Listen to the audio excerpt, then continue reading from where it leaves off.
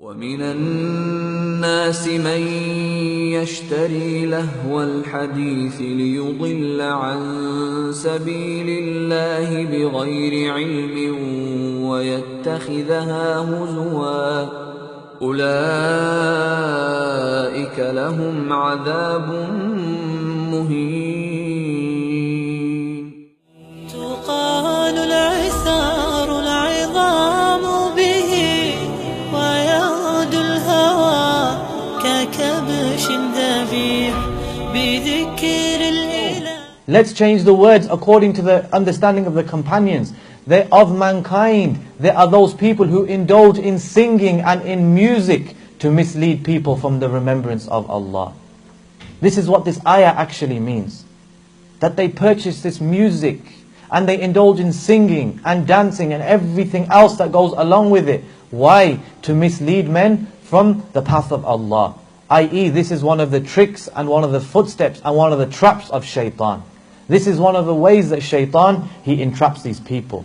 Now let's look at the hadith. The Prophet ﷺ, he said, amongst my ummah, there will be those people who will permit zina. They will permit silk. They will permit alcohol. And they will also permit musical instruments.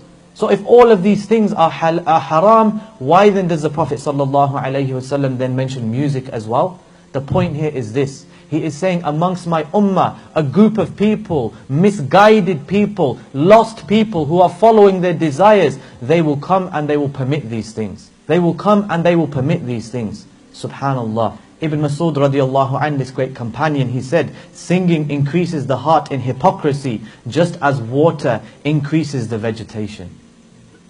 So just as you see the plant and it grows, subhanallah, do not cause hypocrisy to grow in your heart the same way. Do not water your heart with hypocrisy, which is singing and music.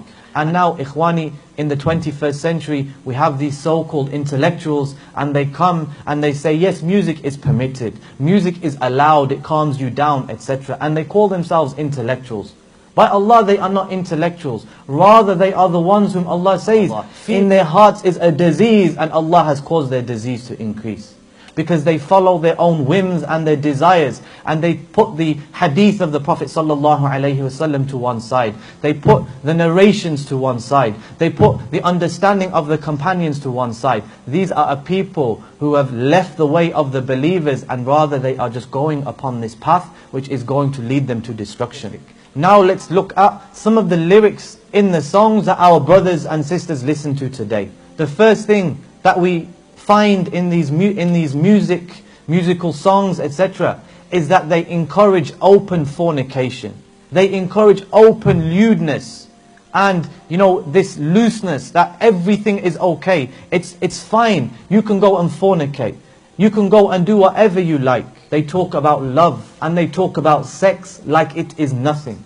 And they are like animals. They are like animals and they will encourage you to be like animals. The fact is, you are becoming desensitized. Ikhwani, the second thing that these songs, they encourage is drugs and alcohol. Subhanallah. How many of the rap and R&B songs are just based 90% around drugs and alcohol? Ikhwani, perhaps the most important thing, the most dangerous thing, these songs are full of words of kufr, full of words of disbelief, other words of kufr. In Bollywood songs, those brothers who listen to Bollywood, don't think that you're off the hook. We have women dancing, and there's music, and they're semi-naked. And what are they singing? Subhanallah, Subhanallah. Yes, Subhanallahi amma yushrikun.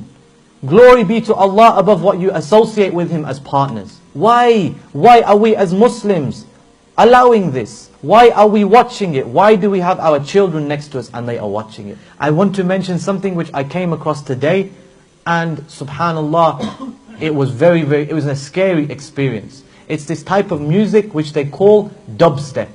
And let me come and show you what it sounds like. So we went onto YouTube and we just typed in dubstep. Ikhwani, I clicked on one video and by Allah, I could only listen to 10 seconds because it felt like something was dragging my heart towards it. And I was so scared for my heart that I turned it off and I had to begin listening to Quran. Because it is disgusting, ikhwani. The type of music that it is, this is no doubt an evil thing from the weapons of shaitan. They are rooms which are just dedicated to dubstep. And if you walk in there, these rooms are dark. There is little lighting. Everybody in that room is in a trance and they are all using drugs. He will lose his mind and they will see that it was something, subhanallah, like an ulterior reality. And know, ikhwani, that the words of Allah, the Quran, and the words of shaitan, music, they cannot mix in the same heart. They no longer listen to Quran because they are listening to the nasheed. They are listening to the nasheed. And how many people, they left music altogether and they came to Quran. And then shaitan came and whispered to them. And then they started to listen to nasheed. And it started with the nasheed that there were no instruments. There was no backing music. And they are singing about good things. But then shaitan came again. And then the musical instruments, they begin to come in. And now they have slipped full back into listening to music. I want to mention some of the fatwa, some of the religious rulings that some of the scholars have mentioned about this. Sheikh Salih Al-Fawzan, Hafidhahullah, he was asked about nasheeds which are sung, these songs which are sung without backing or instruments. And he says, we do not know any basis for them. They are innovations. And if they are attributed to Islam and they are called Islamic nasheeds, then this would mean that they must have been legislated in Islam. But rather, there is no basis for this. Briefly, we mentioned about nasheeds and how they have become now basically like music. Even though they may be singing one or two songs which bring you closer to Allah, but the vast majority in general, they are resembling the music of the non-Muslims.